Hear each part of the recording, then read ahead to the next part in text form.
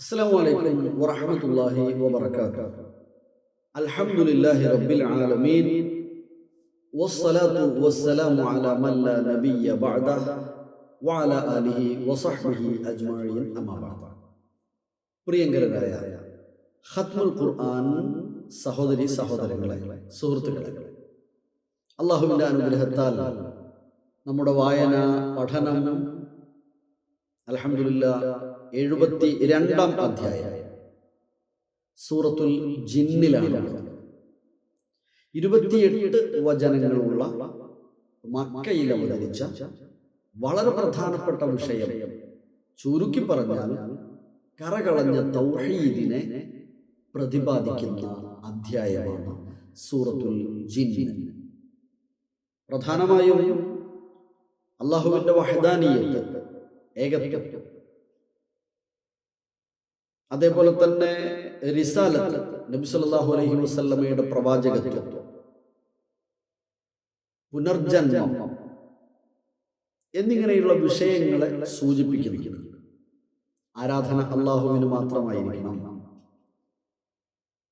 ഒന്നുകൂടെ വിശദമായി പറഞ്ഞാൽ 1 മുതൽ 2 ആയത്തുകളിൽ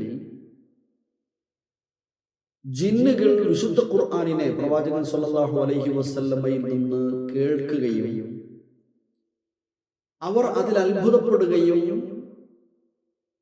അത് ഉൾക്കൊള്ളുകയും ചെയ്യുന്ന കാര്യത്തെക്കുറിച്ചാണ് സൂചിപ്പിക്കുന്നത്. അങ്ങനെ ജിന്നുകൾ കേട്ടിരുന്നു എന്ന് റസൂലുള്ളാഹി സ്വല്ലല്ലാഹു അലൈഹി വസല്ലമ അറിയുന്നത് റസൂലിന് വഹ്യ് കിട്ടിയതിലൂടെ മാത്രമാണ് കേട്ടോ, അല്ലാതെ സാധ്യമല്ല.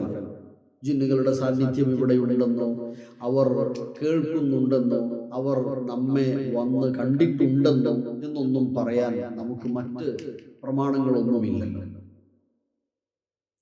അവിടെ ശേഷം 3 മുതൽ 7 വരെയുള്ള വചനങ്ങളിൽ അല്ലാഹു സുബ്ഹാനഹു വ തആലയെ തംജീദ്, അല്ലാഹുവിൻ്റെ മജ്ദ്, അല്ലാഹുവിനെ മഹത്വപ്പെടുത്തുന്നതായി നമുക്ക് കാണാൻ കഴിയും. ജിന്നുകൾ അല്ലാഹുവിനെ മഹത്വപ്പെടുത്തുകയാണ്. 3 മുതൽ 7 വരെയുള്ള ആയത്തുകളിൽ ആ ഭാഗം പറയുന്നു. ഞങ്ങളിൽ വളരെ മോശപ്പെട്ട ചില ആളുകളുണ്ട്, അവരാണ് അല്ലാഹുവിനെ കുറിച്ച് അല്ലാഹുവിൽ കുഫ്ർ കാണിക്കുന്നവരും കുഫ്റിൽ ഗുലൂബ് കാണിക്കുന്നതും എന്ന് സൂചിപ്പിക്കുന്നുണ്ട് ആ ഭാഗം. പിന്നീട് 8 മുതൽ 10 ഉൾപ്പെടെയുള്ള ആയത്തുകളിൽ ജിന്നുകൾ കട്ട് കേൾക്കാറുണ്ടായി എന്നതിനെ കുറിച്ച് പറയാം. അതോടൊപ്പം തന്നെ ചേർത്ത് വെച്ചു, പക്ഷേ ബിഅ്സത്തുൻ നബി സല്ലല്ലാഹു അലൈഹി വസല്ലമയ്ക്ക് ശേഷം, നബിയുടെ പ്രവാചകത്വത്തിന് ശേഷം ഞങ്ങൾക്ക് ശുഹുബ് കാണേണ്ടി വന്നു എന്നാണ്. ഹറസൻ ശദീദൻ വശുഹുബൻ, പിന്നീട് അങ്ങനെ സാധ്യമാകുന്നില്ല എന്ന്. അപ്പൊ കട്ടുകേൾക്കൽ അതോടുകൂടെ അവസാനിച്ചു എന്ന് അവിടെയും മനസ്സിലാക്കാൻ കഴിയും. പിന്നീട് വരുന്നത് 2 വിഭാഗം ജിന്നുകളെ കുറിച്ച് പറയാം. അഥവാ മനുഷ്യരെ പോലെ തന്നെ അവരവിടെ വിശദീകരിക്കുകയാണ്. ഞങ്ങളിൽ സാലിഹീങ്ങളുണ്ട്, അഥവാ മുഅ്മിനീങ്ങളായ ആളുകളും അതേപോലെ തന്നെ കുഫർ ചെയ്യുന്ന ആളുകളും ഞങ്ങളുടെ കൂട്ടത്തിലുണ്ട് എന്ന് 11 മുതൽ 17 വരെയുള്ള ആയത്തുകളിൽ കാണാം. അതിനുശേഷം 18-ാമത്തെ വചനത്തിൽ വഅന്നൽ മസാജിദ ലില്ലാഹി ഫലാ തദ്ഉ മഅല്ലാഹി അഹദ, അല്ലാഹുവിന് മാത്രം ഇബാദത്ത് ചെയ്യുക എന്ന ഭാഗം വിശദീകരിക്കുകയാണ്. 18 മുതൽ 25 വരെയുള്ള ഭാഗങ്ങളിൽ അല്ലാഹു സുബ്ഹാനഹു വ തആല പ്രവാചകനോട് കൽപ്പിക്കുകയാണ് ലിൽ ഖുദൂ' വൽ ഇഖ്ലാസ് ഫിൽ ഇബാദ, അല്ലാഹുവിന് കീഴ്വഴക്കം സമർപ്പിക്കുവാൻ, അല്ലാഹുവിൽ മാത്രം സമർപ്പിക്കുവാൻ,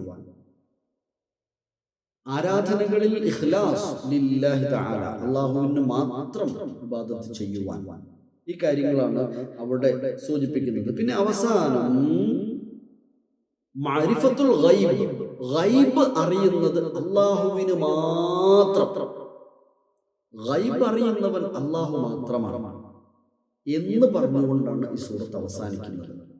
പഠിക്കുക, കൂടുതലായി വായിക്കുക. അല്ലാഹു സുബ്ഹാനഹു വ തആല നമ്മെ അനുഗ്രഹിക്കട്ടെ.